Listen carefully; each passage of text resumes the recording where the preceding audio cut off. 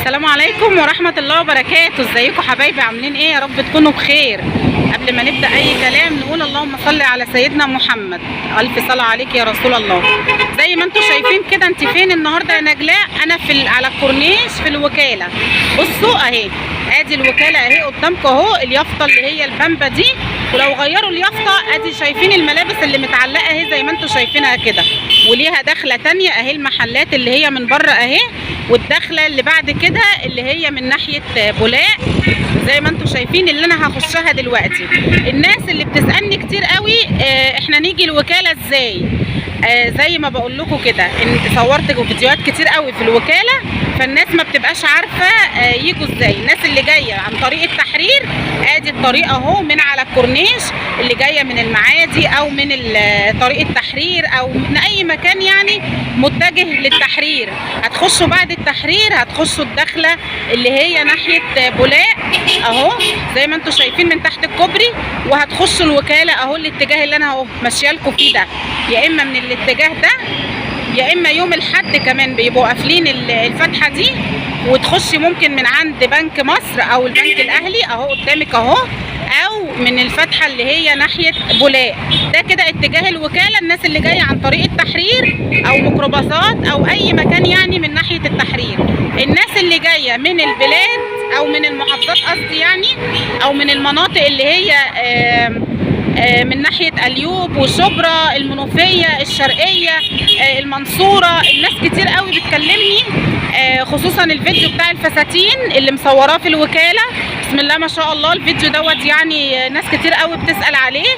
الناس اللي جاية اهو الاتجاه اهو، انت جاية كده من المؤسسة من عند معهد ناصر، اتجاه كورنيش كله على بعضه كده، اتجاه كورنيش ما فيهوش اي اتجاهات تانية، كله اتجاه دايركت كده اللي هو ايه طريق سريع كده كورنيش على طول اهو. وادي الكورنيش قدامكم اهو، وهتنزلي اهو الناحية التانية اهي عند السلم اهو اللي طالع على بيوديكي بقى على المهندسين والزمالك والحتت دي.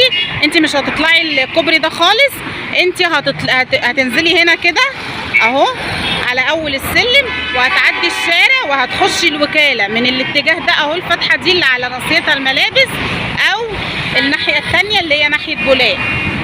طبعا الناس اللي بتبقى جايه من محافظات كلها جايه عن طريق الموقف بتاع المؤسسه او موقف عبود او موقف احمد حلمي، كل ده بتنزلي في المؤسسه وبتركبي اي عربيه الاتجاه ده اهو، تركبي اي عربيه رايحه التحرير او اي ميكروباص يعني رايح التحرير، اي اتوبيس رايح التحرير، في كذا حاجه وكذا مواصله توصلك للتحرير. طبعا انا اسفه على الصوت بتاع الشارع، ولكن انا عشان اوصف لكم الاتجاهات بالظبط فما كانش ينفع ان انا اسجل على الفيديو زي ما انتم شايفين كده. تعالوا بقى هندخل كده الوكاله من الفتحه اللي هي جنب بنك مصر على طول، علشان خاطر نشوف ايه اللي موجود،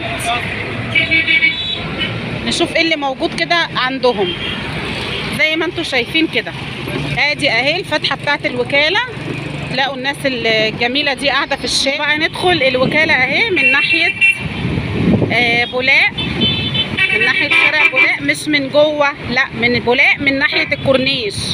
هنخش الشارع اللي هو من بره زي ما انتم شايفين كده، من عند مول ممشى مصر اهو، اليافطه اللي هي الكبيره دي ومكتوب عليها مول ممشى مصر. هو طبعا في تجديدات اهو، وفي حاجات لسه بتتعمل، مباني لسه بتتبني عشان الناس بس ما تتوهش اهو. انا هدخلكم اهو من هنا، هنخش اهو على ناصيته، احنا كده يوم الاحد اهو على ناصيته كده ايه المحلات بتاعت الملابس اللي هي الاستوكات والحاجات اللي هي البراندات وبواقي التصدير والكلام ده كله اهو زي ما انتم شايفين كده، مول ممشى مصر.